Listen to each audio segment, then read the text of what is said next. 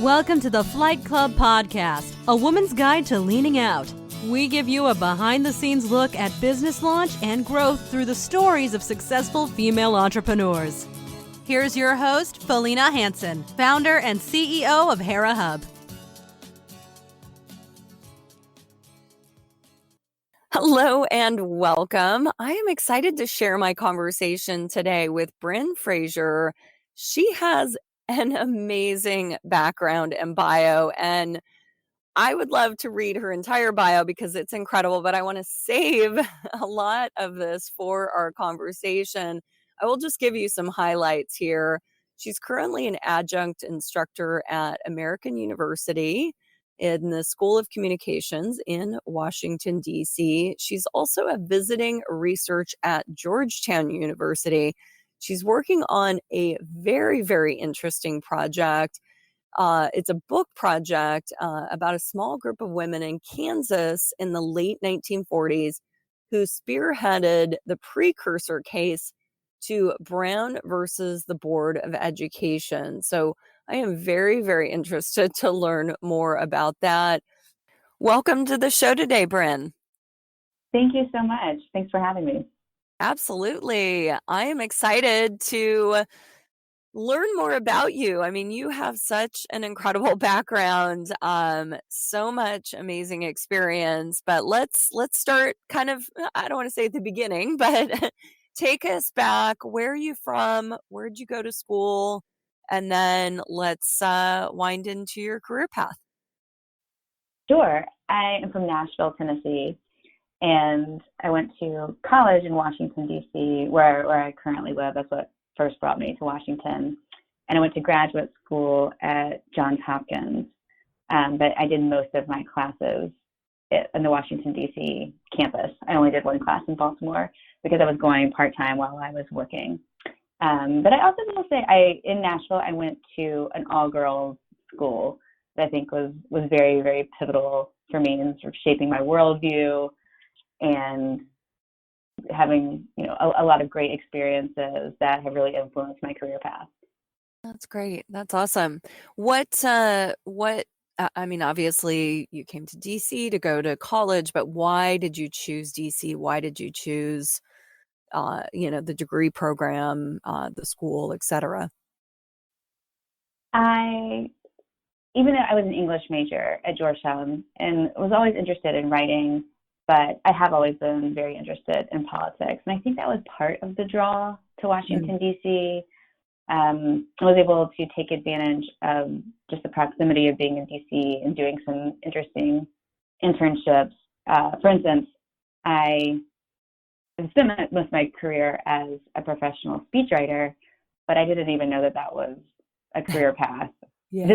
I was sort of starting college before West Wing was, before everybody knew about the role of speechwriters in the White House. So when I ended up doing a White House internship, I fortuitously landed in the Office of Speechwriting during Bill Clinton's presidency. And that's how I first was able to learn about speechwriting and learn what that job looked like and what went into it. So had I gone to college in another city, I'm not sure I would have followed the same trajectory. Yeah, absolutely. I want to, I'm sorry. I apologize. I don't watch much TV, so I know what the West Wing is, but I haven't actually watched it. This might be a dumb question, but just to kind of set the stage here, what does that process look like as a speechwriter for Clinton, for a number of the other individuals that you've worked for? What is that process like? It's like writing a paper every day of your life. And I would not say it's a glamorous process. It's really a lot of being able to work independently, being able to do a job that can be a bit isolating, being able to kind of work through the night, or often when you have the quiet hours, your day is often spent in meetings and learning information, and then everyone says, okay, now, great, here's what we want to say, now make that pretty and have it ready tomorrow. And so that's what the speechwriter basically does, is sort of that poet in the corner, taking notes and trying to make sense of all the information and put it together in some hopefully cohesive, clear, and compelling way. And is there much back and forth with the individual you're working with, or it's more like you just gotta get it done and you hand it off and hopefully everything is is as it should be? I mean, I've written for lots of different people, and I think it depends on the person, on the speaker, on the situation, the circumstances. And I've written speeches for clients, some of whom I've never even met or had a conversation with. And so those are really the toughest to write, because I have to talk to people surrounding that person, do a lot of research, find as much as I can. It's easier if they have a body of work in terms of speeches that might be available online. Video is certainly better than just the written word, or interviews are actually extremely helpful. If it's someone who's not well known or doesn't have that platform, I really do my best. But if there's someone who I'm writing for every single solitary day, and I'm their speechwriter and I'm working with them for years, I think initially it's a ton of back and forth. But and certainly on very important speeches, or speeches that they deem very important, there's a lot of back and forth. But sometimes, you get to have sort of a symbiotic relationship, ideally, where you say, okay, I know what you want to say, because you know that person very well, and you say, I know what you want to say, we don't even need to spend your precious time talking about it. Let me just go write something for you to react to. And sometimes the job truly is just typing as fast as you can. It's great to work for someone who knows who they are and what they want to say and what they want to accomplish. And I've had the privilege of working for a lot of people who really don't need a speechwriter if they just need more hours in the day. They are excellent writers and could do this job, but don't have the time to devote to actually crafting speeches. Yeah, that makes sense. Absolutely. So let's continue on your career path here. I mean, you started off at the White House. That's amazing. And it looks like you stayed on Capitol Hill for a little while. Feel free to talk about anything else you'd like to there. And then it looks like you went over onto the public relations side. Is that right? So I've worked, I've had a few stints in government, and also done some campaign work. But I've worked at 2 PR firms, and then I went to work for, for my first in-house speechwriting job, I went to work for a client of a PR firm, where I worked and became the president of the organization's speechwriter. And that was on a nonprofit. So I've been a corporate speechwriter, a nonprofit speechwriter, and a government/political speechwriter. Got it. Got it. And I don't want to jump too far ahead here, but you were the chief speechwriter for the Attorney General, Eric Holder. Do you mind talking about what that experience was like? Of course, that was a great experience, and it was something. When I got that job, I started in January of 2010. So Holder had been the Attorney General for just under a year when I started, and so I kind of had this task of jumping in and really trying to catch up. But it was also, I think the timing was really, I was very fortunate in that they'd had some speechwriters not work out, and so the Attorney General knew that he had to be involved, and certainly his chief of staff and some of the other counsels and the head of public affairs. I'm also not an attorney by training, so I had a ton to learn. I certainly never could have done that job without all the incredible lawyers who are working at the Department of Justice, who are experts in the field, and Google, quite frankly. I probably couldn't have survived that job without those two things. But I think it was actually such an asset, as I felt a little bit out of my depth walking into that building on my first day and feeling really, really unqualified. But I think that was such an asset of I didn't know what these acronyms meant, and neither did the the American people. I mean, so Yeah. I think Yeah. there's kind of a tendency at a place like DOJ to speak, and many organizations, everywhere I've worked, there's sort of this language. Mhm. And kind of when you're in too deep, you adopt that and start speaking that way. And I think it's really important as a speechwriter who's in their main job is to digest this insider information that can often be nuanced and complicated, and take it and make it accessible to the general population. And certainly for the Justice Department, our target audience, just most simply, was the American people. Yeah. Certain speeches were, I'm sure, of much more interest for a specialized audience, and probably a little bit more sophisticated audience, because a lot of members of the mentioned bar were closely following Attorney General communications. But many times, Eric Holder was speaking to the American people, and that was our target audience. So I think it was really helpful for me not to be a lawyer Yeah. and not to understand some of these terms, and really have to simplify and make what can be very complicated work going on at the Department of Justice really accessible. That's so interesting. Have you found Brin just throughout your career, not necessarily Eric Holder, but others you've worked with? Has there been a kind of a push and pull on that, on you really understanding how to make something that's probably very complex understandable to the general public, and having the person you're working for, maybe pushing back on that? With probably a little bit differently. I'm just not sure people outside of DC or outside of politics really get or necessarily appreciate kind of all the internal push and pull that goes on even inside one administration. Well, at least that's, I don't want to get too political on this podcast, but that's Sure, how sure, sure. it's supposed to work.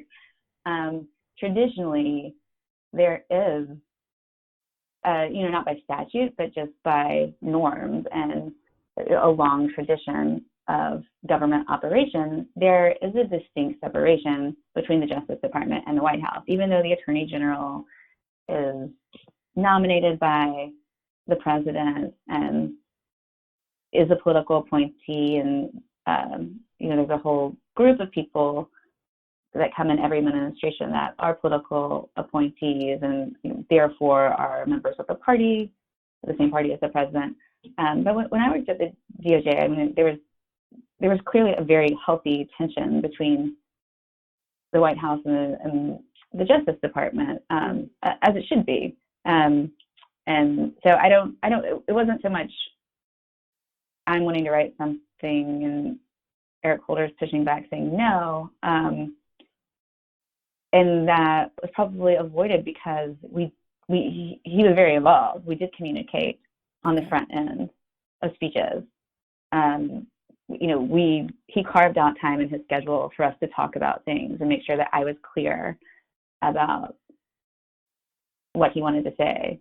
And my job as a speechwriter is not to insert my own opinion. I mean, he's the kind of boss and leader who welcomes dissent, who actually appreciates and really admires people who are saying, no, don't do that. And he wanted my advice. He wanted other people's advice. And he really depended on his team. And he welcomed a variety of perspectives into, from what I saw, every important decision he made. He's not the kind of leader who just said, I know what I'm doing. I walk this road alone, despite his wealth of experience and expertise. So there wasn't, there were certainly times I expressed opinions that maybe he didn't totally agree with, but my job was to really support him and his vision. But there were times where we had to have difficult conversations with other agencies in the administration, with the White House, with partner leaders on the Hill, and it's, everyone's not always walking in lockstep despite being members of the same party, which is, I think, a really healthy way for government to operate. So interesting. I could ask you questions all day on this, but I want to keep moving here. So from there you went to Nissan, as in the car company. Um, Yes. how did that happen? And you moved to Tokyo. And it was in Tokyo. Yes, it was a very unexpected step in my career.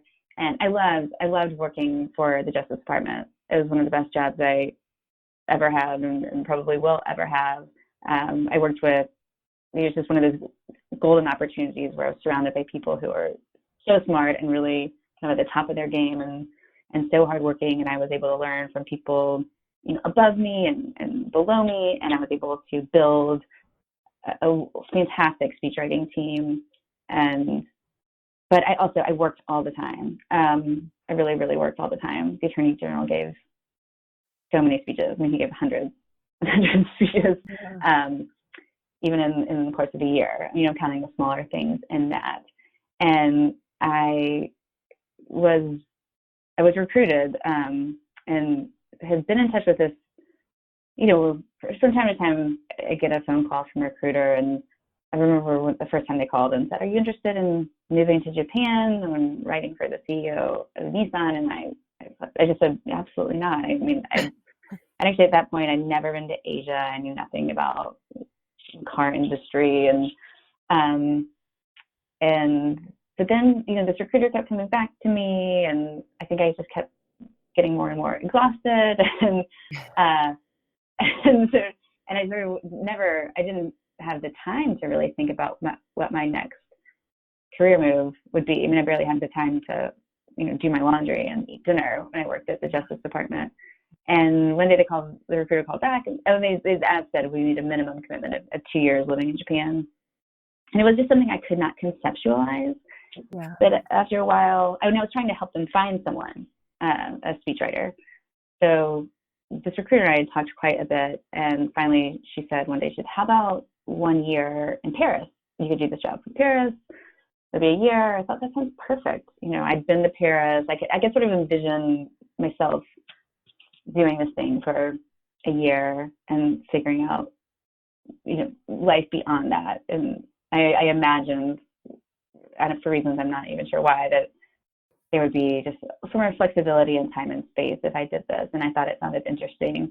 And at the time, when I was single, I was dating my husband, I guess, but I was very early dating him, and I was thinking, sure, when would I have the opportunity to pick up and go somewhere? So I went through the whole interview process, and they came back and said this really needs to be in Japan. But I went out to Tokyo and spent, I don't know, I think I spent 5 days there or something, and I just thought that, this place is awesome. I mean, Oh, wow.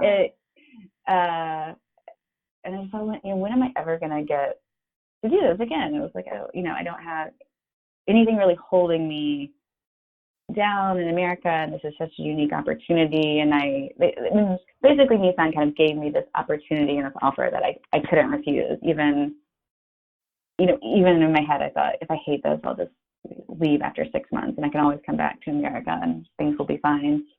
But I loved it. I stayed longer than I committed to. I mean, I stayed for 3.5 years. I really stayed until, during that time, my then boyfriend moved to Japan, and we got engaged, we got married, I became pregnant, and I came back just before I had my first child, partly for my husband's career and wanting to be back in America once I had a child, and being nervous. I mean, I could communicate basically like a toddler in Japanese, and I had a lot of anxiety about having a baby. I had a doctor in Japan, and I had a medical team in America. I was traveling a lot during that pregnancy, but I felt very, very nervous and unsure about having a baby in Japan. I really wanted to have my baby in America.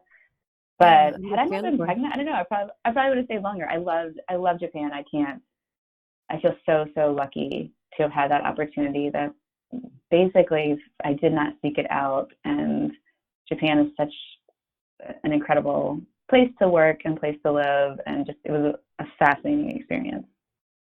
I honestly, as you describe this, Bryn, I'm like, I see a whole movie. Like, that's incredible. I mean, so much change you had in that period of time. You think you're going to Paris, you move to Tokyo, you get married, you have a child. I mean, this is like he follows you. I think your life needs to be made into a movie, girl.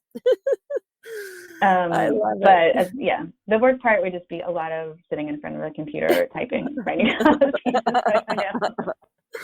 Oh, But that's I did great. have, I mean, in Japan, I think being a corporate speechwriter has such a different feel from doing something in the political realm where, the Justice Department, so many mornings, I thought would go to sleep at night or go to sleep kind of in the middle of the night because I was still working, thinking I had some image of what the day would look like and what I needed to accomplish and when I would do it. And by the time I woke up, that would just be blown up because things would change and you have to react, and sort of the whole national dialogue could change in a few hours. And especially if there's anything going on in the national security apparatus. So, or, for major law enforcement actions or activities. So there were times where just the day was completely turned upside down. And that doesn't really happen as much. It has to be something, just sort of like huge or cataclysmic for your corporate communications planning schedule to be thrown off.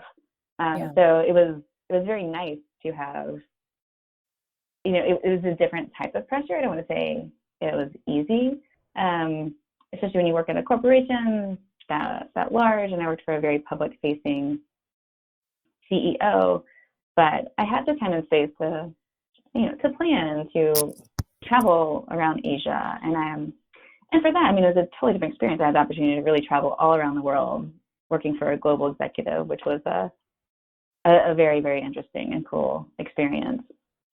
Yeah, I for me, bet. but I'm calling a movie. I don't care. I love it.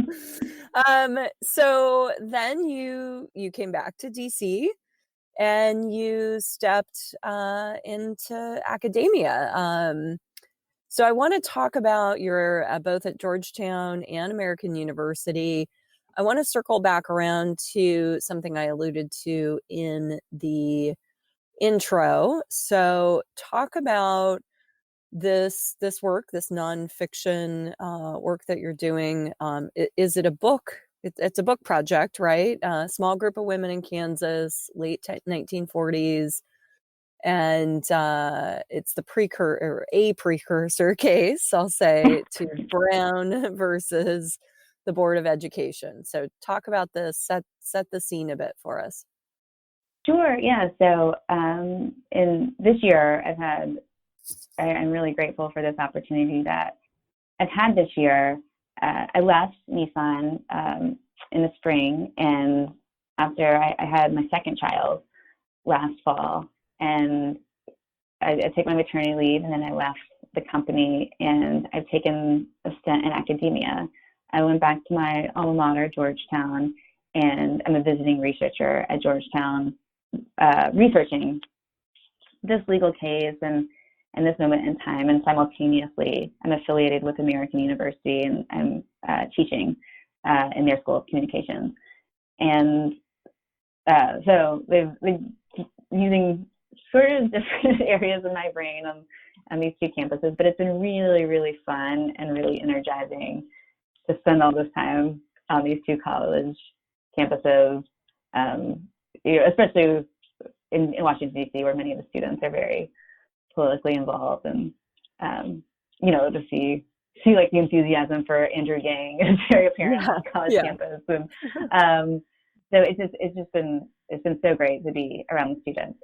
It's also been nice for me to have a little bit of time to research a legal case and the people involved in this legal case. I first found out about this case actually when I was writing a speech many years ago when I was in my 20s. So a long time ago, I was writing an award speech for somebody who the Israeli embassy gives out an award for civil rights activism on MLK Day, and it's the Martin Luther King Jr. Award for civil rights activism, but it's awarded by the Israeli embassy, and it is traditionally given to a Jewish person. I wrote a speech for a Jewish woman who'd been involved in South Africa and the anti-apartheid movement, and she, as part of my research for the speech, she required me really to read kind of a handful of books about the intersection between the Zionist Jewish civil rights movement and the African American civil rights movement, and where they intersected and worked together and where they diverged. And it just, to me, it was a really fascinating history. I did not know very much about it at that time. And one very, very small story was about a white Jewish housewife who was a very young woman and found out about the state of her local school. She was living outside Kansas City, Kansas, in a very suburban, maybe even rural community. And she basically found out about the state of the local school for Black children from her housekeeper, and went to go check it out herself and said, oh, we have a separate but equal violation. Let's go tell the school board, fix this right up. That obviously did not happen. And so she spearheaded a legal case challenging that. It ended up, it was sort of a long year, and she suffered pretty significant personal consequences as a result of her activism. But they ended up winning this case. And so this young Jewish woman with limited resources, zero experience, took on what was a pretty difficult battle, and they boycotted the Black school, and she had these two teachers, two African American women, who they held this community together. The two African American women taught the kids, and sort of these three women really led the way in creating the space for the kids to be educated, this legal battle to go on. And they were very, they launched a local NAACP chapter, and we're working with the NAACP that was very actively working on their desegregation strategy. And of course, that ended up culminating in, so this case was 1947 through 1949. The case I'm writing about is called Webb versus School District 90. And then after this work, the woman I'm writing about, her name's Esther Brown, she ended up working on efforts to take this statewide, the desegregation battle, and it was obviously a long road, but in May of 1954, the Supreme Court heard Brown v. Board, which was, it's not just Kansas, it's a group of, I guess, 7 other jurisdictions across the country were involved in Brown v. Board, but it's all under the umbrella of Brown v. Board. And it was really, successful in legally, at least, desegregating America's public schools. And obviously it took, we're still working on that more than 60 years later. Yeah. But so I was just really interested in kind of this, I think the lawyers in this little case in the suburb of this little school district in Kansas, some of that team went on to argue Brown v. Board and, have sort of these, big careers, but they were hired by, this one woman who saw a problem and tried to fix it, and essentially they were really crusaders and doing something that was big. And there's really a link to the statewide effort and then the national effort. And so I was just kind of fascinated and bothered that I'd never heard of them. Yeah. They weren't arguing in the courtroom, but they were really, really holding this together. And there's many, many stories like that. And, and of course this is, a ripple in the pond that leads to the tidal wave. And there's one of many ripples, the work that they were doing, but theirs was important. And they really contributed to, obviously, one of this effort that was, many people would argue, launched the modern civil rights movement with Brown v. Board. Yeah, absolutely. Amazing. When do you anticipate the project being done, the book being done? No, God, I don't know. You knew that question was coming, right? I don't know. Yeah, I mean, I've learned a lot about the difficulty of conducting research on an era where, first of all, the major players are no longer alive. Yeah. And so that has its own challenges. And then, there's also family members of different people have different memories. Fortunately, I do have some decent source material, and there's, especially between the woman spearheading this and the NAACP, there's pretty extensive correspondence about what was going on. And this woman's daughter and another professor wrote a very interesting and thorough article about the legal case that the Kansas Historical Society has published. But a lot of some of the articles about this, they're not digitized, they're not even on microfilm. But I've learned a ton about research. I have, a little place at the Library of Congress, and American and Georgetown have obviously been great supports in conducting this research. But it's really hard. I'm not gonna lie, it's hard. Yeah. And so I don't know exactly what shape this is going to take, but I've certainly learned a lot about this material that is interesting, and I've learned a lot about the research process, which is fun, but it's really challenging. And I met a lot of other researchers and writers along the way who shared many interesting stories about their own processes with me. Yeah.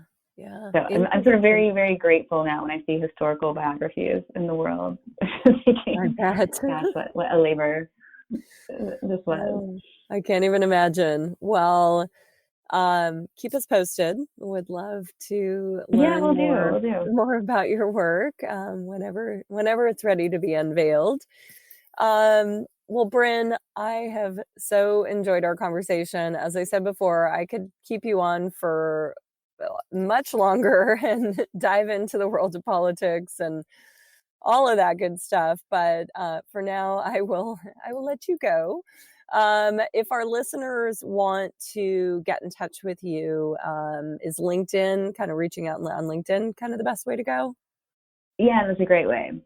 Perfect. Awesome. All right. So you can find Brin Frazier on LinkedIn. Thank you so much for your time today. Thank you. Take care. Thank you for joining this week's episode of Flight Club, sponsored by Hera Hub. We look forward to sharing more success stories with you soon.